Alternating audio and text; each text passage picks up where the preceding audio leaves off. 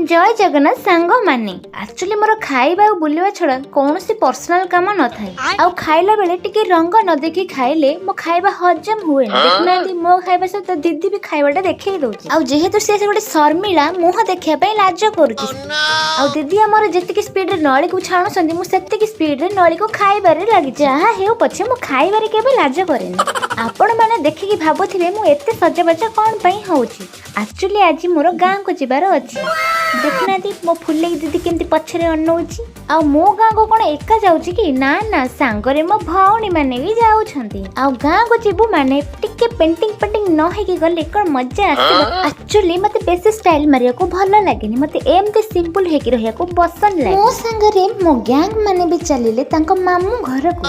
आमे चलुचु आगे आगे आउ हम सखी दुई जण आसुछंती पछरे